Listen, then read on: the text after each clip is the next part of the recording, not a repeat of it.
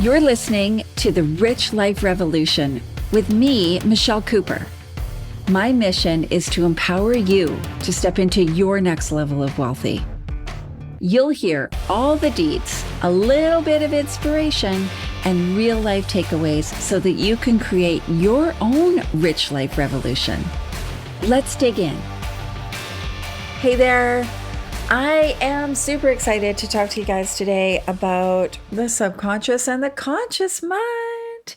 We're going to dive into the rules of the subconscious. Now, this is something I learned from a mentor of mine. Very, very powerful. And there's like 20 rules that we're going to go through. So let's dive in. Rule number 1, your subconscious mind is your inner 7-year-old. If you're ever confused about what I'm talking about, subconscious mind, conscious mind, all of that stuff, your subconscious mind is your inner 7-year-old. Everything that happened between the ages of 0 to 7 got automatically wired in to this part of your brain. And you will think that this is just the way things are. So if you don't put in the work to heal your inner child, your subconscious mind is your inner child, you will spend your life reliving your childhood experiences and traumas. That's why inner child work is so important. It's why addressing this is so vital. I did some inner child work. I did not know that that's what I was doing and did not know that's what I signed up for. But I did some of this inner child work with a coach at a retreat. Amazing Dr. Eugene Choi, and it blew my mind. I had avoided inner child work. I was like, nah, I don't need to do that. No, I'm good. That's all right. I got this. And then we went deep on this, and I realized that there was a lot of stuff that was holding me back. And I had this belief that I was worthy for what I was doing. So I felt that my worthiness, my deservingness of an amazing life came from what I did, not who I am. And I had to do. And I had to overgive, right? Because I was compensating for this inherent lack in me. So once I was aware of that, it's like once you see something, you can't unsee it. And so being aware of this belief now, and understanding where this came from, I was able to do a lot of healing work around it. It's still with me. It's part of my experience, right? It's never going to totally go away, but I can see it when it comes up and I can address it. I have some strategies around this now. So the second rule is that your subconscious mind only lives in the present moment. There's no past, there's no future. There is just now. It's in the now. So how you feel about the future affects you in the present moment based on your subconscious beliefs. And this is why intentions need to be worded in the present moment, because it doesn't have an awareness of past or future. Number 3, it obeys anything your conscious mind commands. So the conscious mind gives suggestions to the subconscious and it accepts them as commands based on how much emotion and repetition is behind them because of the critical faculty. So it's very important that we understand what commands our conscious mind is giving our subconscious, that we be the observer of that we don't have judgment around that. And then this comes from emotions. The power of this is the emotion around the conscious thinking and the repetition. So if you have this same thought over and over again, that repetition is going straight into reinforcing the subconscious mind. And remember, your subconscious mind is your connection to source. It is the way you are going to manifest. It can't tell the difference between what is real and what is imagined. It's why visualization is so important. That's number 4.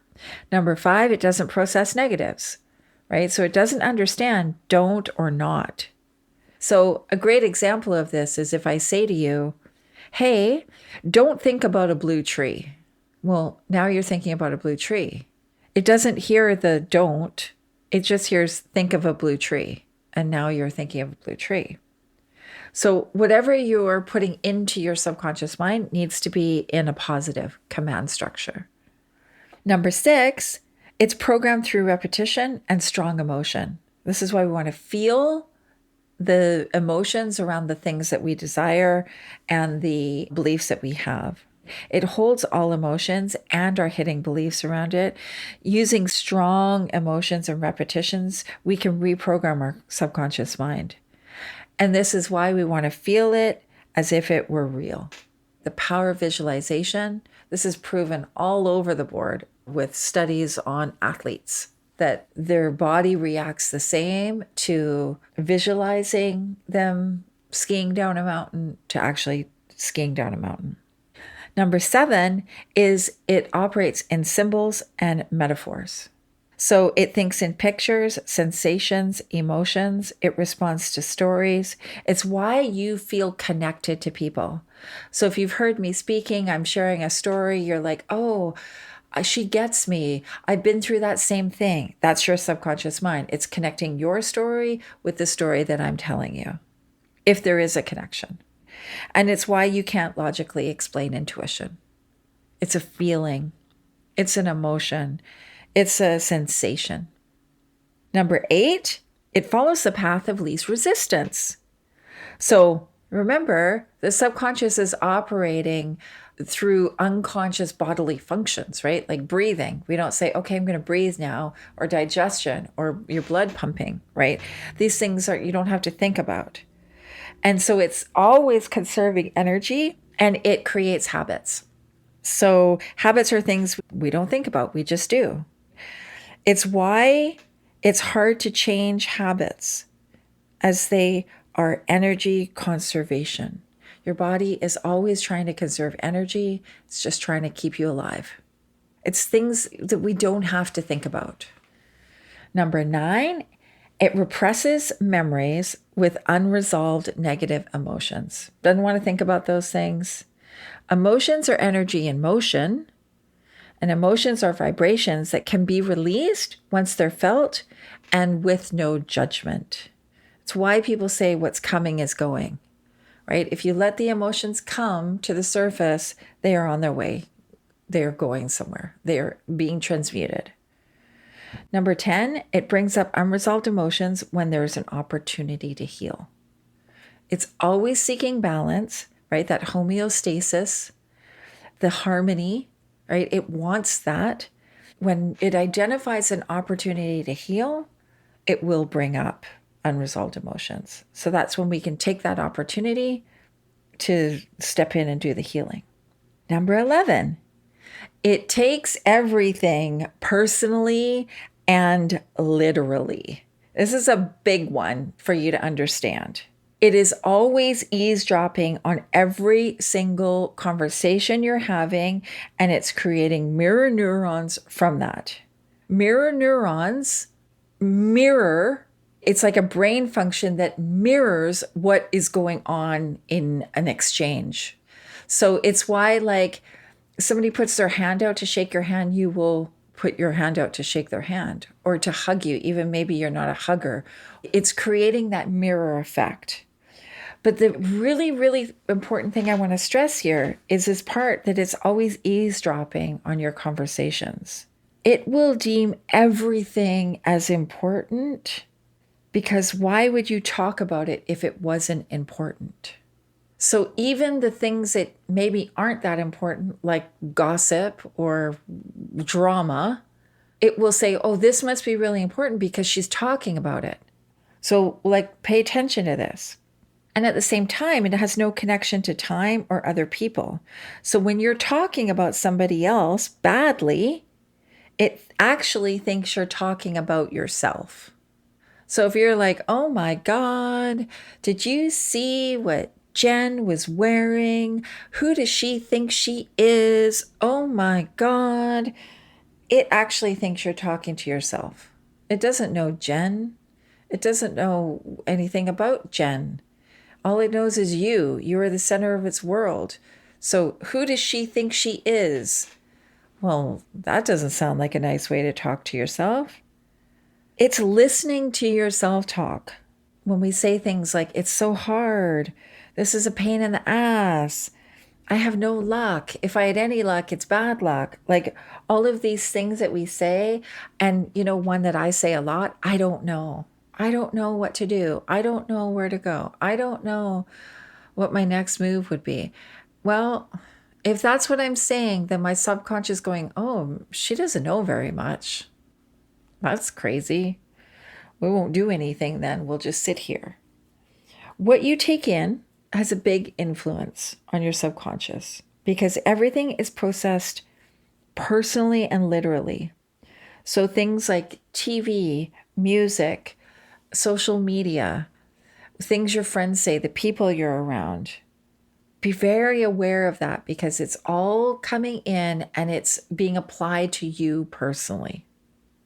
Number 12, it works 24/7, always working, never sleeps, always happening. Number 13, it cannot hold opposing beliefs. So this concept is called cognitive dissonance. When you believe something to be true, but then you were showing evidence that it's not true, this causes a psychological stress, which makes you either deny the evidence or change your belief. That's cognitive dissonance. So congruence between what we want and what we believe is so important because it can't hold opposing beliefs. If you believe that money's hard to make, but your conscious is saying money's easy to make, it's going to go with the subconscious. It must be hard to make. Screw this easy thing. That doesn't make sense to me.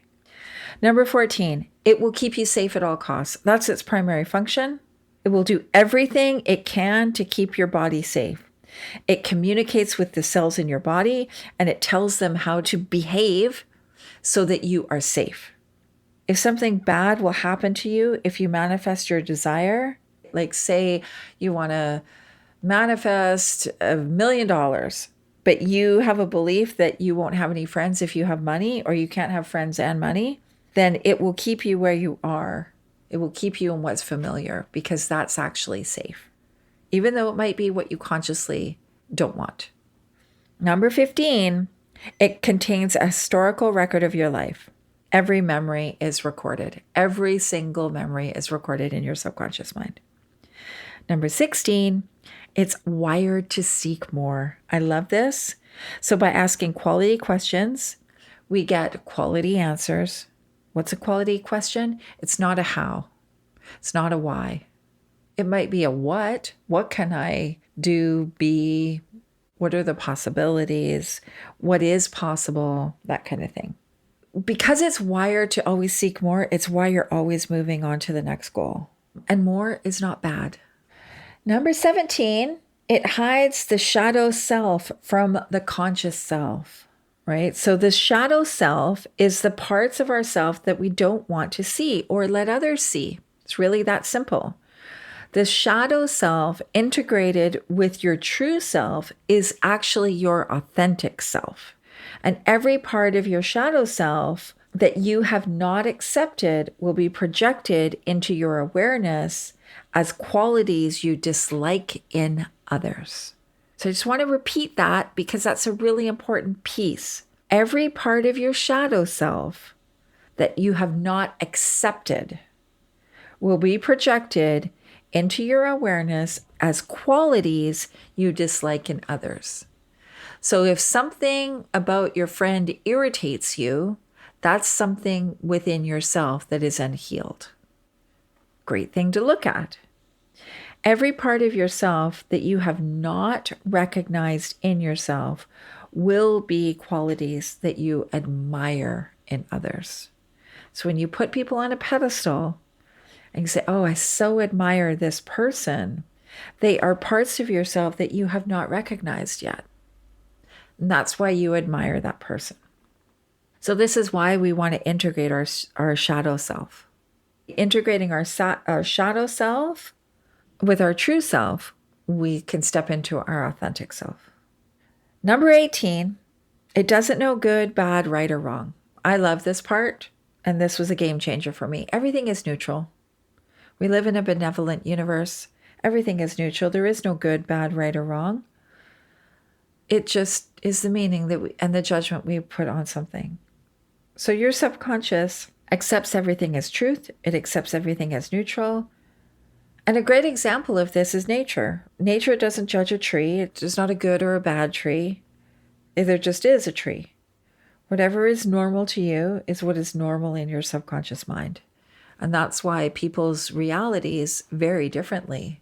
They can handle very different things because what's normal to me is not normal to somebody else.